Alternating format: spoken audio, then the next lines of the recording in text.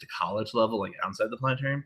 So I miss being interrupted while teaching. Like uh, it's that itch never goes away. So let's see. All right, we're about to run on YouTube. Excellent, excellent. Good, we're live. Excellent. All right. So with that, I'm going to go ahead and share my my Starry Night, my preview suite, so we can start getting things going.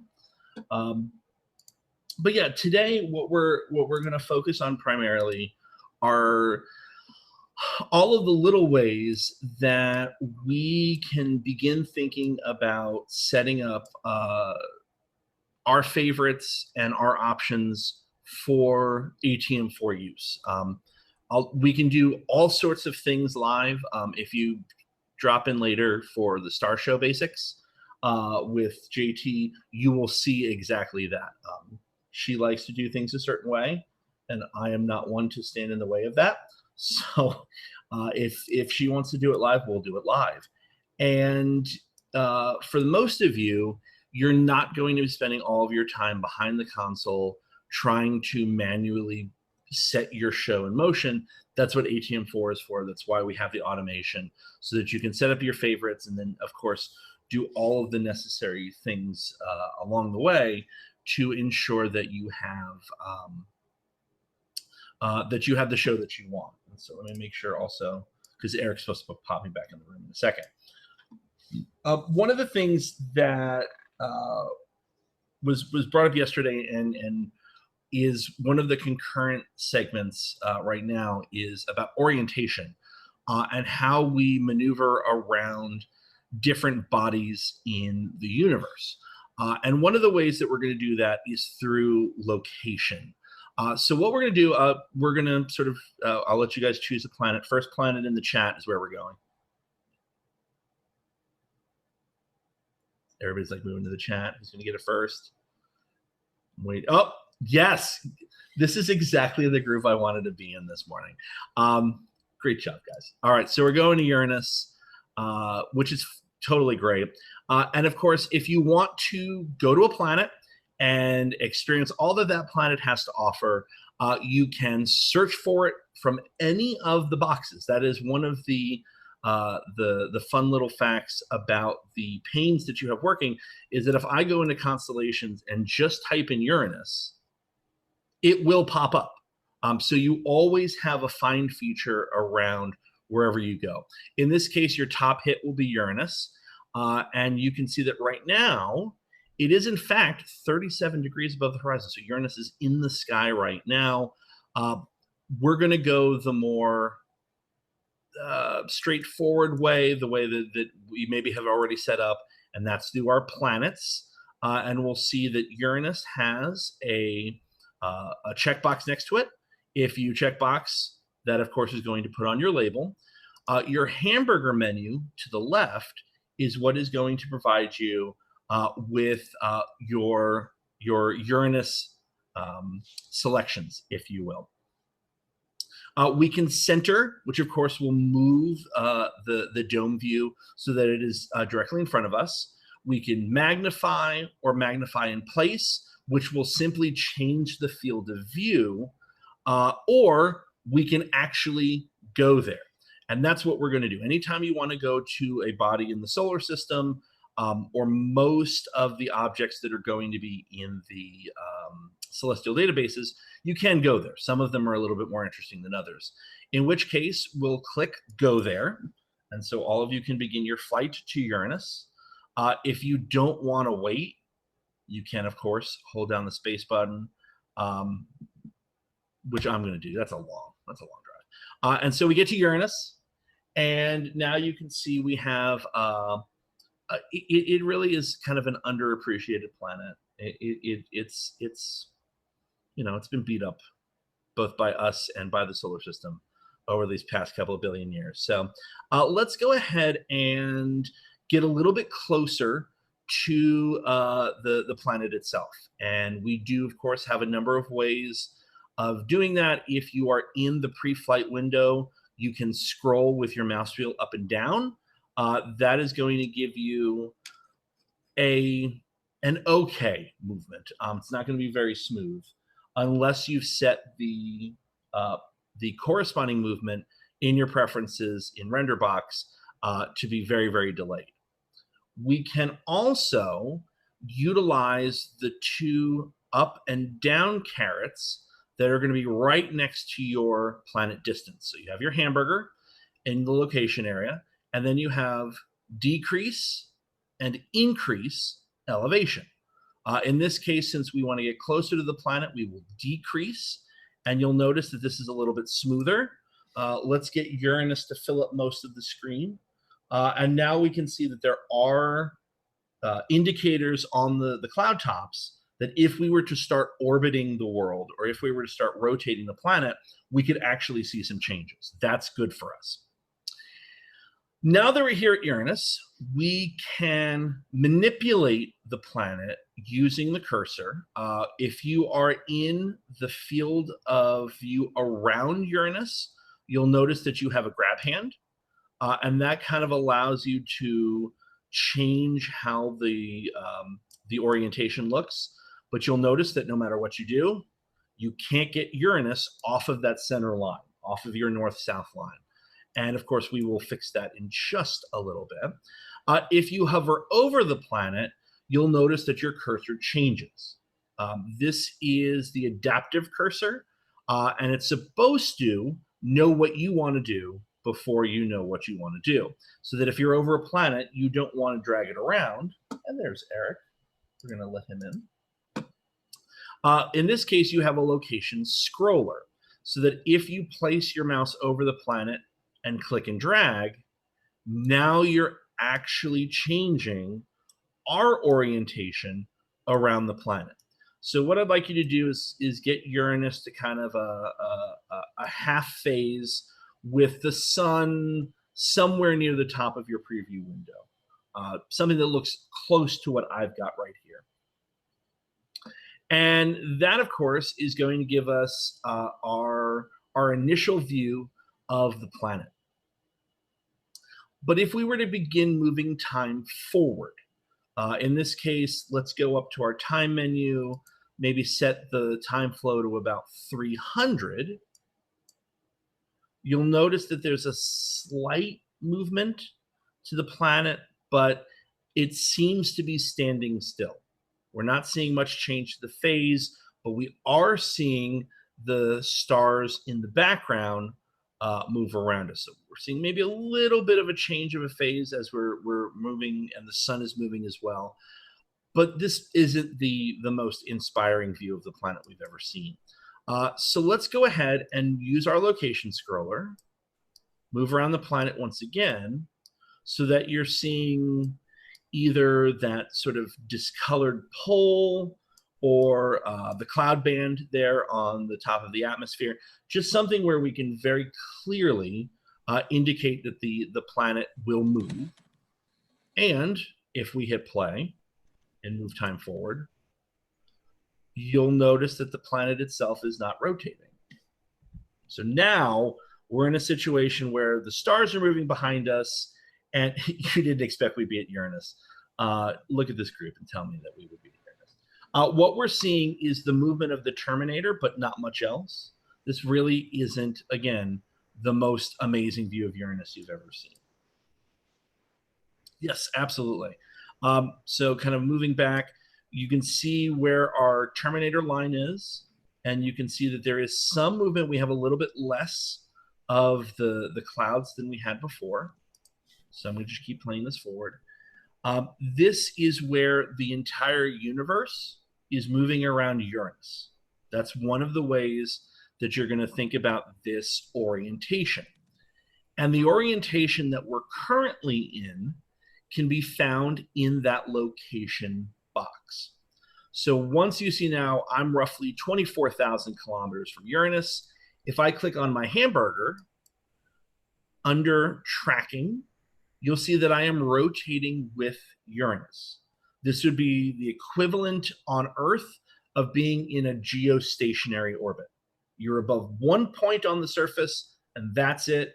It rotates with you so that you can go through day and night, but you're not going to see any other parts of the planet.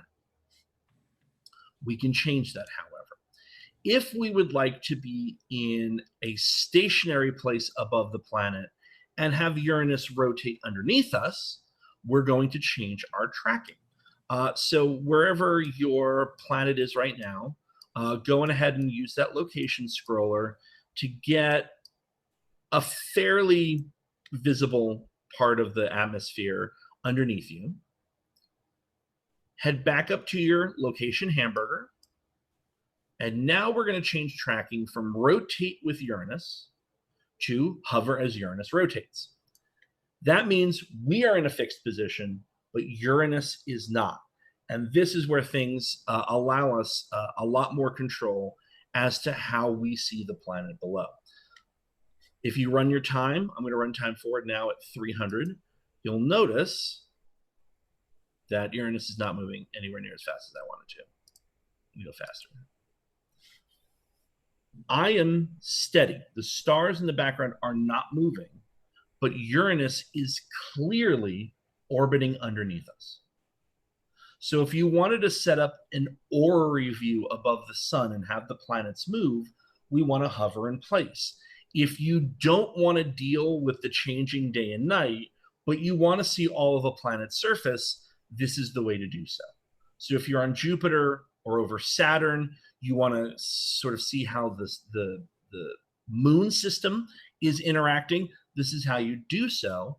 And if you look closely, especially if you move away from the planet, so in this case, we're going to increase my elevation. It's going to center me. And now I should be able to see that there are objects moving around Uranus. Of course, those are our moons. So if I were to turn on the orbits for Miranda and Ariel and Umbriel and Titania and Oberon, now I can actually follow along. So question, Mike. Yes. When you click on the hamburger beside Uranus, up there for your location, you can pick rotate with Uranus, which you've explained, and you can pick hover as Uranus rotates, as you've explained. There is also follow Uranus in orbit, which is a little bit different. And let's go ahead and try that. Since we're in motion. What we can do, and I'm going to, now that Uranus is very small, and I've got to make it bigger. So there we go. We'll change that a little bit. Is if we follow in orbit, and I really start to increase the time. This works easier when you're working with one of the inner planets, but Uranus has a very long orbit. So, but essentially, what we would be able to do is see both of those movements at the same time, so that we could follow along with a rotating Uranus and see the changes in the background stars. So if we wanted to do that, we wanted a planet that might be a little bit easier for us to go to. Where might we visit? Yeah, let's go to Mercury. Thanks, Candace. And of course, to get to Mercury, I will let you guys get there first. So we want to go to Mercury. We want to go directly to the planet. And so our hamburger, go there. It's probably our best bet. Space bar to jump. And now, depending on where you're coming from, you're likely on the nighttime side of Mercury. So I'm going to find myself here on the daytime side. Yeah, if you're doing an animation in Starry Night from an outer planet to an inner planet, and that planet is on the same side of the sun, you're coming in from the outside, and you will end up over the night side. Yeah, so it's one of those things where as you're creating your animations and as you're creating sort of, this is the favorite we end at, this is the favorite I want to travel to, you want to be roughly aware of where everything is in the solar system, if you don't want to then add an additional animation to get that planet situated exactly as you want. Now, of course, that's where OAs, the orientation animations, come in, where you can have a favorite that is on the daytime side of an outer planet. Then you can whether it's an automated voyage from the planets, or a manual one that you do in Starry Night just by clicking on things in pre-flight and flying to them. If you're flying from the inner planets outward, you'll probably always arrive at the sunlit side of the planets without any intervention necessary. If you're flying inward from the outer planets, then especially if all the planets happen to be on the same side of the sun, then you'll probably arrive over the night side of the planets. Correct. And so, of course, by picking Mercury or Venus, if we were to go with that, we did come up with the problem of we have two planets that orbit very fast but rotate extremely slow. So while you can see that there is a movement of the background stars and some movement of Mercury, it is certainly not anywhere near as fast as we might get with Earth or Mars. This is just showing that in the tracking mode where you are following Mercury, you have the ability to combine those two movements into one distinct way of looking at the planet. Maggie, I saw your hand was up. Did you have a question? I did, but then I found the answer, so I'm good. Oh. Thank you. Alicia says, hovering over Mercury can't change it. Try zooming in if Mercury isn't big enough, and that may help. If it doesn't, and you find yourself in a situation where you cannot get that location scroller to show up, there is a keystroke. Eric, what's the keystroke for that one? Hold down the control key and move your mouse, and it will turn into a location scroller.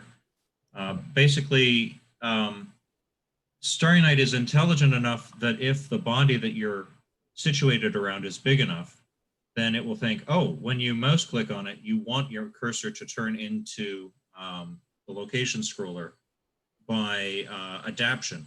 If you're using the adaptive cursor, then it'll probably remember that. But if you're not using the adaptive cursor, or you're too high above your target planet, it won't do that automatically. But you can prompt it by holding down the control key when you mouse click and drag.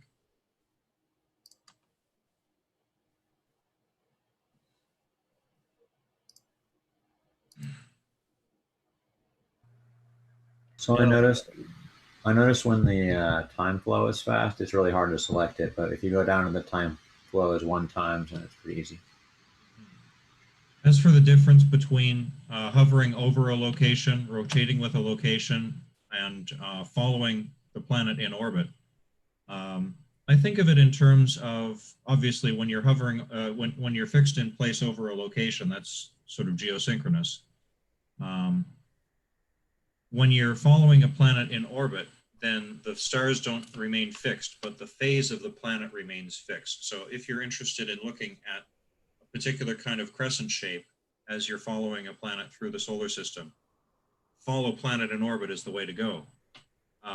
If you want the stars to remain fixed, then use hover. Don't do that. As you go through that. And in that way, the phase will change, and the sun will eventually snip into your field of view there. And either way is nice. They're slightly different. So just remember that you do have a number of options for how you're going to view and how you're going to track rotating with the Earth, which is your geostationary, where you are going to be over a single location. Hover, where it's going to rotate underneath you, and then follow, where you get sort of the best of both worlds, but remaining cognizant of the fact that you still want to be able to move around the Earth and have some control over how it looks. Last thing you want is to be putting together a show and have no idea what's going to happen in the next 5 seconds. Anything where we get to maintain that level of control. Maggie, go ahead. Okay, so now I do have a question. So I'm still at Mercury, and I have it to follow Mercury in orbit, and then I press play, and like nothing is happening on my screen. How much time flow are you currently using? I have it at 3,000. Yeah, it is very, very subtle for a planet with a 60-day movement. Oh, okay. So I'm going that makes sense. Jump to Mercury real quick and see if one of the we're going to follow, and I'll set this to hours.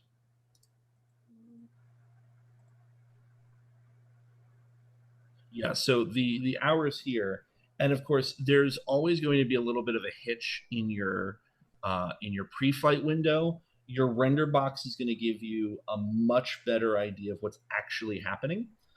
So if you were to look at your render box here, where you're moving forward an hour at a time, you'll notice that the stars behind Mercury are moving quite fast.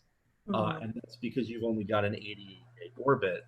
If you put this into actual days, then you're going to see a lot of movement of both the stars in the background and of the planet itself.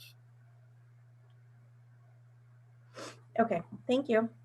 And there is one thing to show there. If you're on Mercury and you are looking at your render box preview, one of the things you'll notice is that the speed of the stars in the background, how quickly they change position, seems to change quite a bit in this field of view.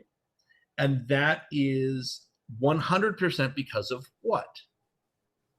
So this is a good teaching moment. I have no idea what you're talking about, Mike. So in my render box preview, there clearly is a change in the speed at which the stars move in the background. Yes.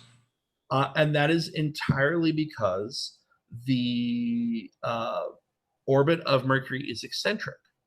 And because of the eccentricity of the orbit, we have certain areas where Mercury is going to be moving quite fast relative to the background stars, and other times where we'll be moving a little bit slower. And Right. because the eccentricity of this orbit is so much bigger than most of the other orbits in our solar system, that is visible to us when we're running time at this rate. When you were talking about Venus having a 56-day orbit, I thought, I want to double check that. You had said it has a 60-day orbit, which it does. It's 58.6 days.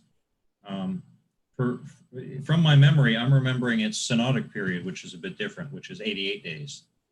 Correct. So, yeah, you're around the sun is 88, and your day, if you will, on Mercury is, but its eccentricity is 0.2, which is, and that's more eccentric than all the other planets, unless you want to start thinking about Pluto. well, it's also the reason, and we're not going to get, this is not really starting it behind the basics, but fun facts for your audience. Because of the way that there's a resonance between the two, the 88 and the 59, it's the reason why in its orbit you can have a double sunrise on certain parts of Mercury, because basically the orbital dynamics work in such a way that it looks like the sun comes to a stop, goes into retrograde motion, can set, and then re-rise as Mercury goes around the sun. So this is covered in a full dome curriculum show. I think it's probably one of the Analemma's shows. True. So go through it. I think it's probably volume 2. If you go through and you take a look at that, you can actually sit on Mercury's surface and watch the sun set twice and then finish the day, all because of the orbital dynamics. So fun. Let's see, what else do we want in the solar system? How many of you, quick show of digital hands, are familiar with the multiple maps for each of the planets? Okay, maybe one of you. And then she just like that. Nate, I wanted to make sure we get your question before we move forward. All right, thank you, Michael. I'm looking at my preview pane, and I can't get Mercury to center or anything else to center when I choose center, yet I'm looking at my dome, because I'm in my dome, and it is centered there. Yeah, I did exactly what you're showing on your screen, but in the preview pane, it's about, gosh, 3/4 of the way down. Dragging and moving doesn't move it relative to the background. You are in your dome right now. I'm in my dome.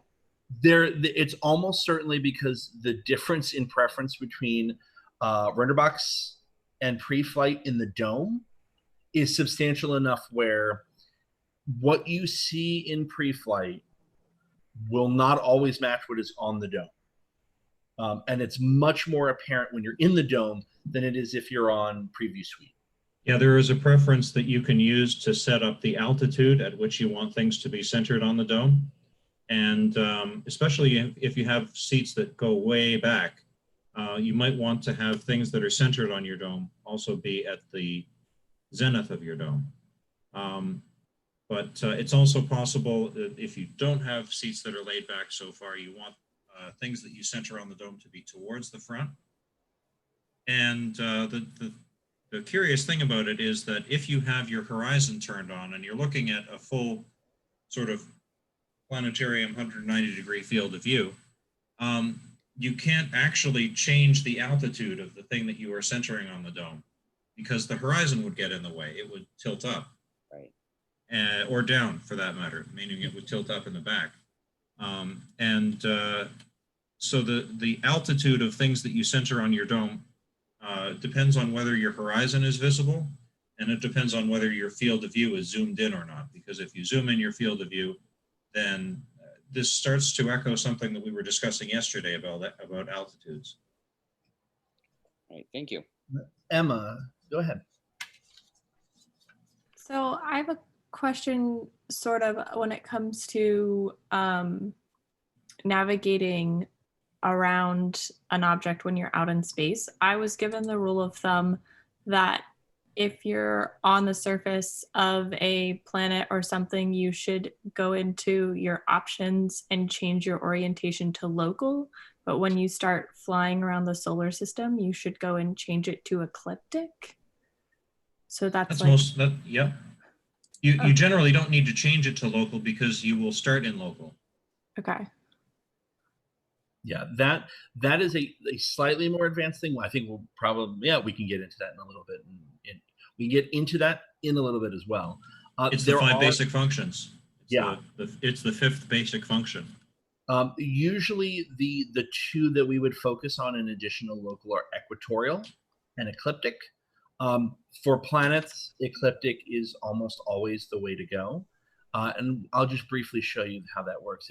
If we're in local and we move around the planet, you'll notice that I cannot, of course, move Mars off of that center line. I can move it down, I can move it up, and I can rotate it with the location scroller, but I cannot shift it off of that center line. If I move my orientation to ecliptic, now I have complete control over where that object is located on the dome.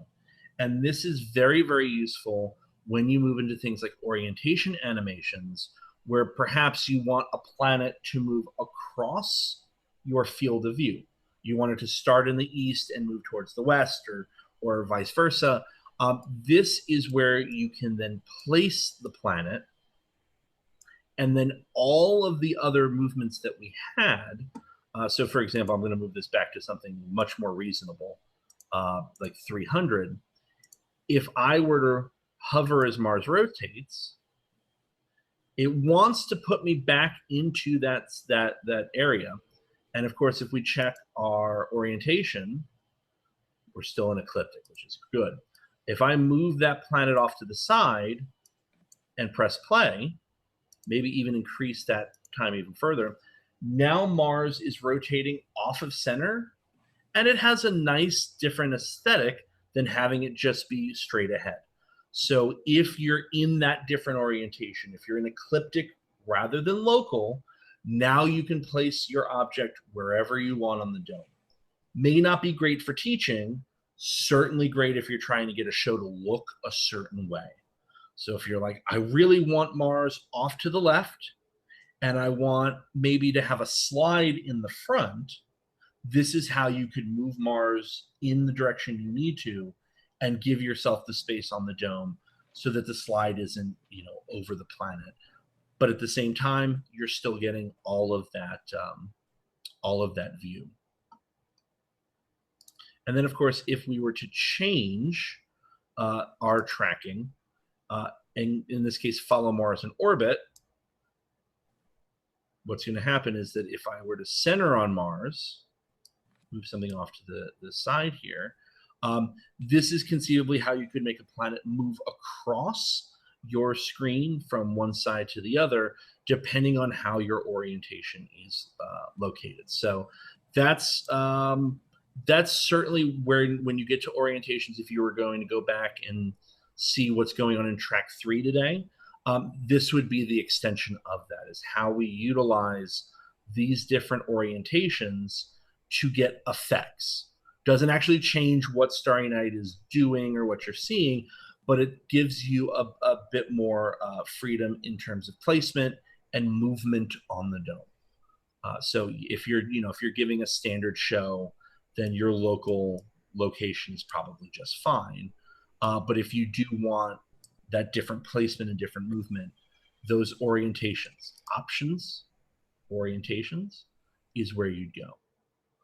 And that's, especially with the ecliptic one, that's a fun one where if you have extra time on Preview Suite, just kind of click on that, move it around, and start getting time moving in different ways and see how it interacts.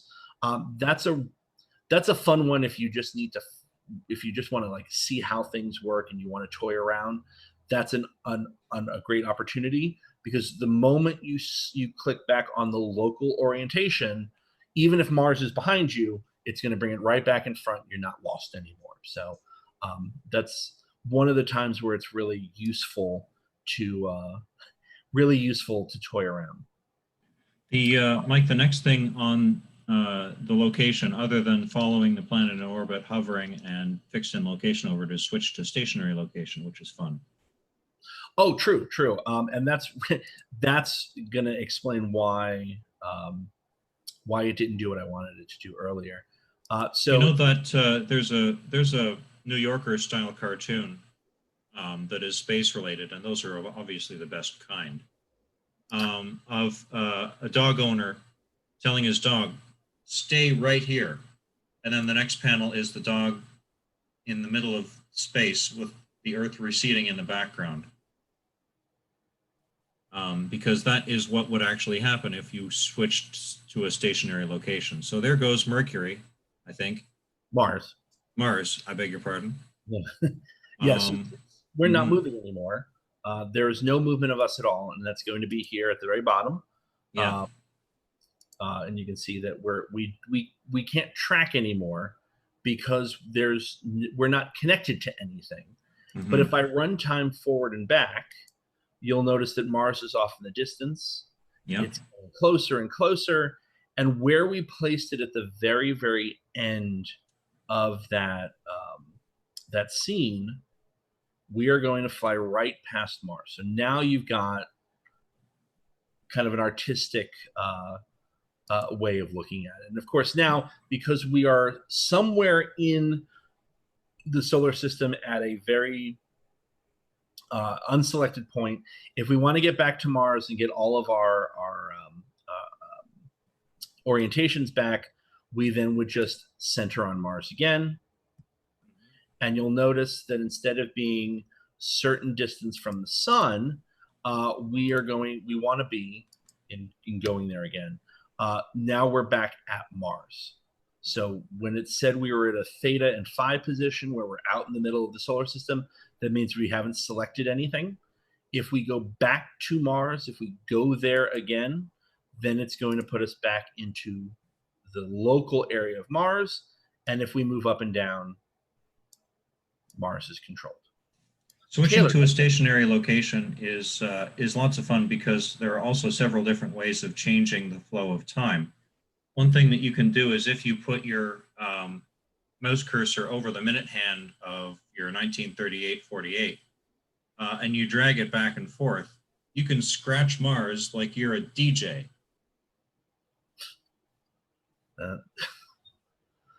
If you really, this could be fun if you've got a laser show, it's dark side of the moon, you just DJ your way around the moon. Always fun. Taylor, I see your hand, going ahead. Oh, sorry. I just wanted to clarify.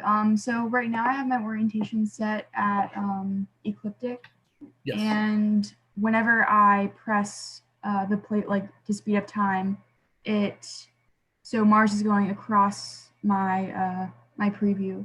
are there any other ways to are there any other ways to show the orbit, or in every is it going to just go across your screen? So that's one of the keys, because it's going to follow its orbit. In this case, if you were to go to say My Planet menu here, Okay. and I'm not seeing certain things, so I can just, there we go. I'm at Mars, and I have the orbit button. So now I can see Okay. what the direction that Mars will take on my dome. Okay, perfect. Okay, that's going to make a U. If I want it to be straight overhead, I would do that, and it would just cut right across the screen. Orbit button's your friend. And so that's going to give you the best indication of where Mars is going to move. It's going to work for any planet, any object that has an orbit. It will follow that, especially when you're at the stationary position. So if you really, really get far out, now you have much more orbit to see.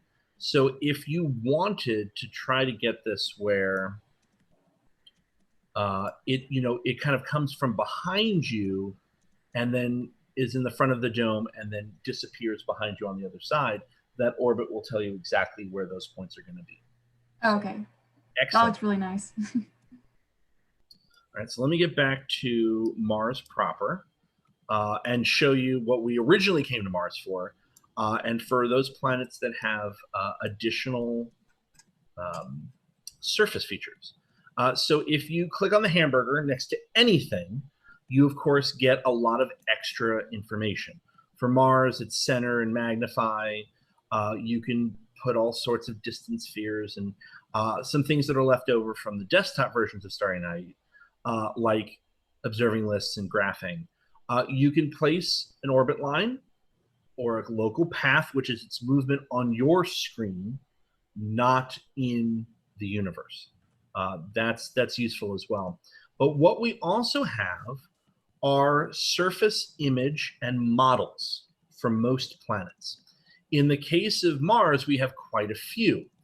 There's the default one that we're looking at, and we also have quite a bit of useful ones for teaching.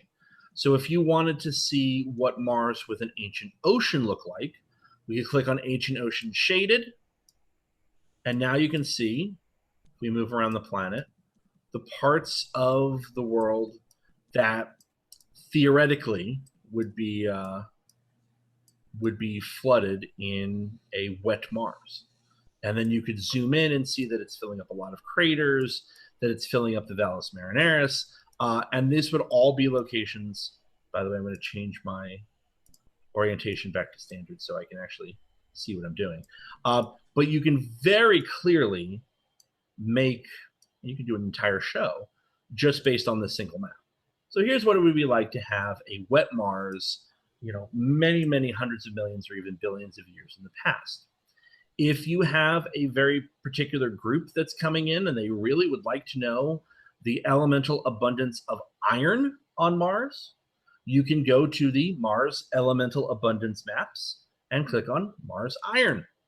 And that will show where iron is located and is most prevalent on the surface. And then, of course, you can go through all the rest of them. You can look at things like gravity and magnetic field. There are different maps from Viking. Usually I believe the default is the Viking color. You can look at their merged. This was, I believe, a color-corrected one. And so you can go through many, many of the planets and bodies that have these and see if you just like this better. If you like this map better than the default one, options, save current options as default. Yeah, we're starting to see some great photos of Mars taken by astrophotographers. It probably looks really great in a telescope. I have to admit, I have not really looked at it yet this season. But coming up September, October, it will be the brightest thing in the night sky apart from the moon and Venus and the sun. And it only appears like this about once every 800 days. And even that, some of these oppositions are better than others, and this one is really good. So it's something that everybody's going to be looking at. It'll be the next comet news-wise. Nate's got a great question. How do we know what is in all these models short of going to every planet? We can probably, there has to be somewhere. There's got to be a compendium of like what each of these planets have. You know, I'm concerned about this, not just with the models that are available to us in Starry Night, but also a lot of the layers that we can see in TLE. And they may not all be documented. So if you have time outside of the time that we have here in Structured, go to the planets that you think you might be visiting most and see what versions of their surfaces may be presented. In the meantime, you know, we're going to try and find out a little bit more about these models ourselves. We have some familiarity with them. For example, what Mike was just saying about Viking. And the label of the surface model tells you something about how it was derived anyways. For example, on Jupiter, there are a couple of different models of the surface of Jupiter, only a few, but those ones give you a surface of Jupiter that includes the scars that were left on it by Comet Shoemaker-Levy 9. And who knows, maybe in our lifetimes, we might see something like that happen to Jupiter again. Otherwise, it's kind of a bespoke need to have a map of Jupiter that includes impact scars. But yeah, if you know you're talking about impacts around the solar system, you have that available on some of the worlds. For the most part, what you're likely to get is either a different coloration of the map or a slightly earlier or later version. There are some Jupiter maps where, and this is across like other softwares, where some softwares the great red spot is quite small, and others it is enormous and deep red. In this case, you have kind of the best of both worlds, where it has the size, but not really that sort of deep red color that we would have thought otherwise. So you have your default alternate 1, alternate 2, and of course the default one there. So you have your choice as you go through these. If you find one that you just like better and it looks better, feel free to go that way. So that's really one of the keys. If it is Venus, Earth, the Moon, or Mars, that's where you really get the most out of them. So if you go to Venus, and you can see, ooh, I didn't know if we did that at atmospheric shading yet. Of course, you can see the limb of Venus is lit up because it is a completely clouded out world. So the sunlight is coming through the clouds, and of course the carbon dioxide is refracting it, so that we see a little bit of a glow there around the edges. And here's where you can go and change your surface model to the Magellan. So if you want to talk about the surface of Venus, you can change that over. And now you've got a real opportunity to create a very, very useful pair of ATM4 favorites, or at least of Starry Night favorites. So we'll set up Venus in this position with the Magellan map, and we'll add a favorite. So going ahead and create a new favorite for where you are. We're just going to put this in user favorites or the root. Don't even worry about it. So this will be Venus surface. And you can probably figure out where we're going here. We can then go back to our surface image models, click on default, and now we have our atmosphere for Venus, and we can do precisely the same thing. So we can add a favorite. In this case, Venus clouds. And in a matter of about 10 seconds, what you've given yourself are the two favorites necessary to create a very simple ATM4 show that allows you to talk about both Venus as a clouded world and the surface of Venus that we picked up from Magellan. So our Venus clouds are here at the top, and then depending on how we would set the animation later in ATM4, There's our surface model. So you're simply being able to use these. Anything that you'd see in one of these image models can, of There's a course, lot more. This is more than we used to have in terms of different models for Venus. Oh, have we ever? And Yeah. so it's very, very easy now to have that set up, or even if you don't want to make this an ATM4, instead of having to dig through those menus, you simply have a clouds and a surface that are the same location, and Starry Night's going to create the fade between them. So now you have a very easy and effective way of teaching surface details on Venus without taking the 10 seconds of, all right, let me go to Venus and let me change the surface model, and then I'll do this and that and the other thing. On certain planets like Earth and Mars, that's really where you could step through these and say, well, if you really wanted to go and look at all of the image models of Earth, you might do that here in Starry Night, or as you'll get sometime next week, you, of course, can do this in TOE. But the point remains the same. You have all of those maps available to you. So as you walk through them, you can create, shows and crossfades and things like that. So, Scott is describing an interesting problem where the model of Venus doesn't change. Even though when he clicks on it, he does see a list of options, including different versions of Venus's surface. I'm not quite sure why that might not be working. Although I want to make sure that we're all operating with our own. It even has a check next to it. Like it's really telling you that it exists. Okay. Maybe we could break out, or we could do this sometime during unstructured time. True, because we're pushing up right against down here at the end. So, so we are 11:51, which means we're supposed to be ending this first session. Before we end, though, more importantly, any questions other than Scott trying to figure out where the hell the Magellan stuff went? Any questions on either setting up these sorts of favorites or moving through the planet options before we move forward into a quick break? Great. All right. So all I'm going to do now is pause our live stream.